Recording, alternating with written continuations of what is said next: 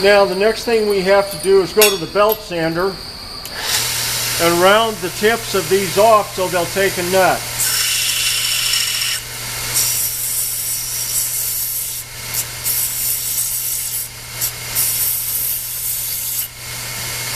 Now a nut will fly right onto that. Okay, what we need to do next is put on these table levelers where we put our outfeed table here. This is just a 1x1 piece of flat steel, 1/8 inch thick, that I've tapped a 1/4 inch hole in. We're going to use our carriage bolts now. The nut will go on the end here. Once we have it holding our table level, we can then lock this nut down so it doesn't move. Now, what we want to do is start at 2 inches from the saw and 2 inches from the end.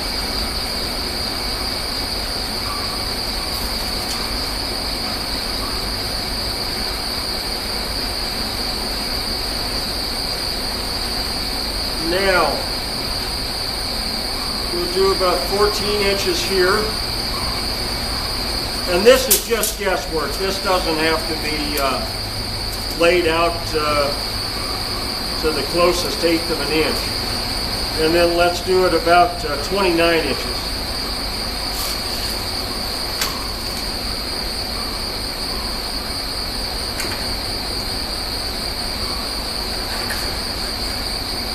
This will just give us an idea of where we're going to weld our tabs down at.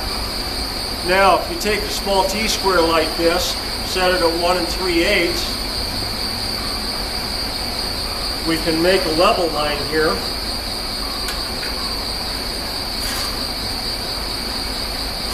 And then this will tell us where to weld our tab at. We'll set it right on the edge like this and tack it a couple of spots, weld it down on all of them, and we'll be done. We do the same thing on the other side, which is just 1.5 inches by 1.5 by 8 angle. Then we've got to build a new carriage to roll the saw around on, and also to support this. Once we get all the steel on and get the table in place, it's going to be very heavy and want to tip the saw back. I've got a brace in it right now, temporary, so it can't do that. But once everything's set up, it would tip the saw over if you leaned on this edge. So we're going to have to build a new base, and we'll get on that in a little while. Now, these are going to be the adjusters on the running gear.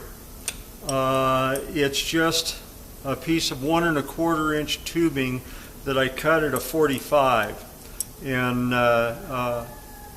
made a little bracket.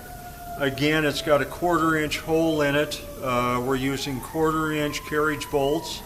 This is a little T-handle. All it is a piece of key stock welded onto a 1/4 inch nut. And this will be our adjustment. It will weld onto the side of the running gear, and then we can level the saw as we see fit. So again, we're using the hand tapper,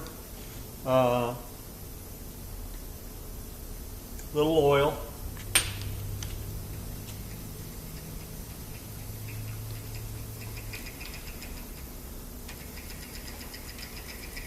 run it down.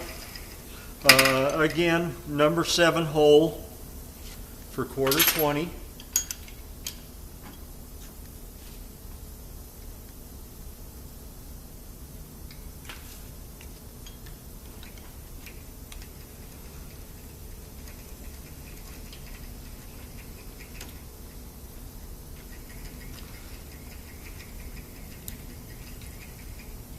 Now you could do this with, as we did with 1/4 inch carriage bolts. Depending on the weight of your saw, you could go up to a 3/8 16 carriage bolt. Would work just fine. This is what we had laying around the shop here, so that's what I used. Again, that would be your own discretion. Now we will take everything out, hold them on the side of the running gear and weld them in place. That'll be a little bit down the road here. Okay, this is the undercarriage. One of the leveling devices will be right up at the front caster. Our saw is going to set right in here. Then this, as I said, you run up or down, whichever way you need to go, to locate your saw and to make it stay where you want it to stay, and to level it in. Now this is the saw that I've already done, and this is the leveling device that I used on this one. I only put one right in the middle,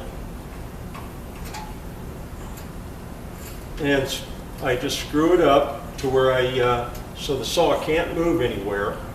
But I feel like it would be a little more stable and advantageous to have two, one up the front and one in the rear. So on the Delta saw, we're going to put two of them on there and see how that works. Okay, now this is our running gear. I've welded the tabs on. We've got one here. We have one here. The saw will sit right in here. Our casters are going to mount to this plate and plates in the back here. The only thing I have left to do to the running gear now is we'll paint it and get it ready to set the saw on. Okay, the next thing we need to do here is close the end of our tubing. When you buy a Biesemeyer fence, or any other fence for that matter, there's usually a couple of plastic caps that go on the end of the tubing to finish it off. We're going to weld metal onto the end of ours. This is just some 1/8" stock that I cut up. We'll run a nice bead around it and finish it off so it looks real good. The advantage to this is with the plastic caps, invariably you run something into them, a tool, a piece of wood, anything, and they break. So they're the first thing to go. Usually if you can get by a couple of years with them, you're doing real good. These metal caps will never break. They're nicely finished. You're never going to tear your clothes on the end of this tubing, and it's just the right way to finish them off. I'm not going to do the welding in front of the camera. It really messes with the lens and you'd never be able to see it anyway. So I will do the welding and then we'll show you how we finished it off. Okay, we finished welding this in with a MIG welder. Ground it all down. I think you can see it's still a little hot.